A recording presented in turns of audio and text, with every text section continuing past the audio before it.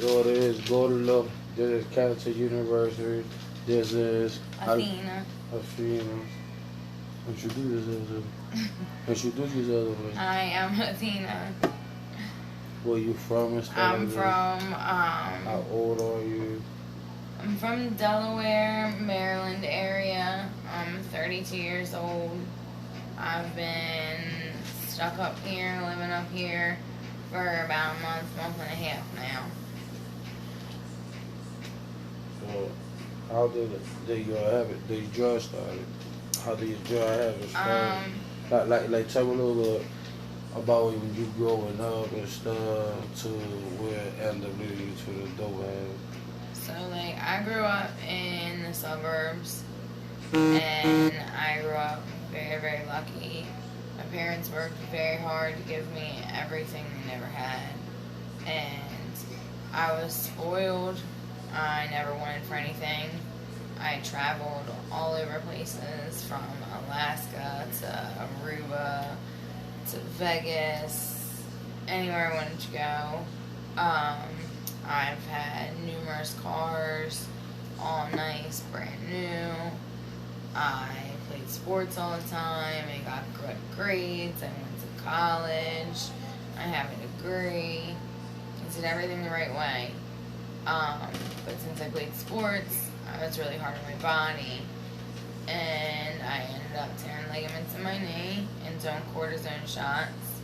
And then 10 years ago is when the opiates were like handed out like candy, 30s, 15s, perks. How you got introduced to the dope? That's but like pills. It was pills, but like how like somebody told you about it or something? I was pill sick like 5 years later, and my baby dad went out and got me dope. And that's how I got introduced to it. Oh, your baby dad. Yeah, I be hearing that a lot about the female. They be saying that the baby dad, or not some niggas say that is because of their wife do it. My baby dad got me, he got me to sniff 30s instead of just taking them. He got me to try cocaine. He got me to try crystal meth the first time. He introduced me to dope. He's introduced me to most of the drugs that I've tried. But I never understand why y'all let the man, like your husband, your baby dad, but when they tell you to try, why y'all just do it? Like, no. Because they say that like it feels good, and drugs are a very social thing.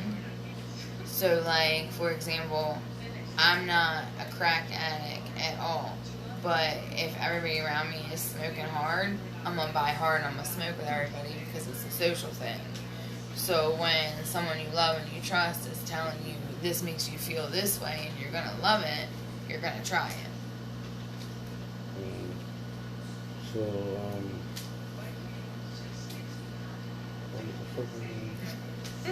I'm gonna tell you, I just had a birthday. Do you have any kids though? I do. I have one son. He's 6. He'll be 7 in December. You be selling them? You don't be seeing them? How long you been homeless out here on Kensington University? Because you will say it is a university. Everybody come down and you learn everything down here. I have learned more in the last month and a half than I have learned in years, let me tell you. So you've been here only a month and a half? Yep. Yeah. Matter of fact, you got a picture of the way you look before you start getting high? Yeah, fantastic. You might work, right? It's a big difference. And sure, no, I really do it for the kids like that when they see it. They see it's not no bullshit. They can see don't do that shit. No, I'm gonna. And for the people that like live like out of Philly and stuff like that, want to know how this shit is out here, for that they can see what y'all really go through. And the kids could be like, nah, we might well not do that shit. Yeah, no, I'm planning on showing my son everything. Being completely honest with him, telling him how I remember when I disappeared and all that shit. Like. And what you do like to get money and shit? Like what you do? This is me and my son. When I was clean. Tell your son the money on the app again. So. You look way different than you got. I got weight on More me, weight and I on look you, happy, and I'm healthy. My face about to isn't show something that they can sunken. see. Yeah. See it. That was a month and a half ago. Say no to drugs. That shit ain't right. Not at all.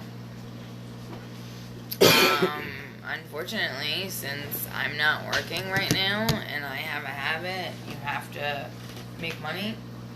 Kensington Ave is literally right there, a block away, and you can walk on Kensington and get picked up by guys and prostitute. But do you like doing that shit? Nah. No. You don't enjoy that shit, not doing No. So It why you numbs don't? you. But why you don't just try to get help? Like, That's the thing, is once you get addicted to something, your mind constantly tells you that you need it, you need it, you need it.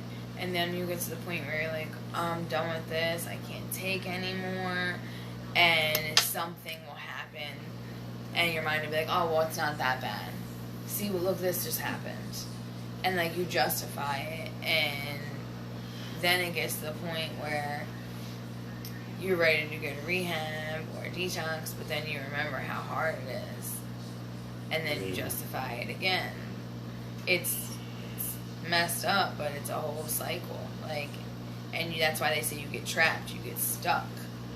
You have to literally hit your bottom. But I think for real, I think that's a mind game. It is. Because I used to take perk, and I started taking it like since I got locked up.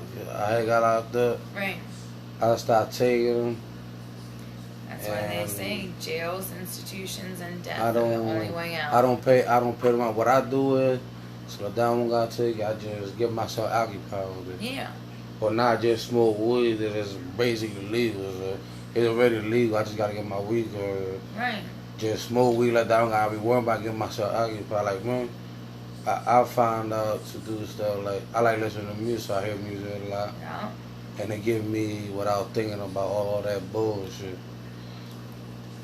Yeah. No. What most addicts use because we want to be numb. So we have to figure out why we want to be numb and what our core issues are. Yeah. And when we're sober, we have to be able to fill that void without using drugs. And I had talked to somebody before. They used to get high too. I had talked to them in the park, and they had told me that it's so crazy that the habit is dope. Yeah. That they could literally. They say it's all really a mind game because you could literally, she said that you could get the same dope and put it in two different bags with two different names. And if y'all don't know nothing, like if you won't know it, once you do one bag, the original one, you do the other one, you're going to say, no, that one is not. Exactly. It's not good. It's that one.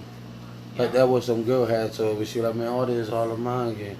I'm like, what the fuck? And I was looking at her like, but I thought it was just, did you get this? She like, no, it's just all a mind game. She said, if your mind tell you that dope over there is the only dope is the best one, that's all. Right now. That's what the only thing you can go. It could be bullshit or not. She said, and use any all is all in your mindset. That's the one you need. That's the you need.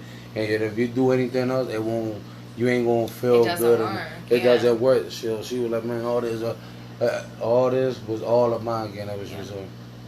I literally, where I go to get my stuff, is the only stuff that I will do. If they're out and it's gonna be an hour or two, oh well, I'm shit out of luck. I'm waiting that hour or so. No, I would. And I have tried numerous other things, but nope, it doesn't work, and then I waste my money. Me growing up, when I was young, I used to be in the street before when I was young. Right. And I used to literally see that myself with my own eye. Yeah. That's the only reason why I want to do this channel is for that, that Kensington really. Yeah. Because me growing up out here on Kensington, since like the 95, I seen everything out here. So I always used to think about that. Then I always wanted to be, like, to ask people questions about it. And I always wanted to, like, expose Kensington, like, out of here. Yeah. Like, to other places like Cuba, stuff like that. They're not part of it, they don't know about. So they could really see how we really live down here. So they could really see what y'all go through, what y'all got to go through. It's and crazy. see, because if you look at some of my videos, right, or on my YouTube channel, you see that I got a couple videos of people ODing, and I just happen to be walking by, and I start recording them, and you call the cop. They don't get that, ask you 100 questions, like if you know that person. Yeah. And then when the cops get there, before the admin, they just said that one of my videos, you see a white girl or a little white lady over there, or girl, whatever. She was over there in the corner laying down, and the cops got there. She stumbled to get her. He put his glove on, just keep moving back, and started trying to grab her son, so she won't hear her healing. And he just like leave it, like saying, "Fuck them, let them know." Well, that's the thing. Like, I talked to one cop about it one time, and I asked him, I was like, well, isn't it mandatory for you guys to carry Narcan? And he said, no. And I said, what do you mean?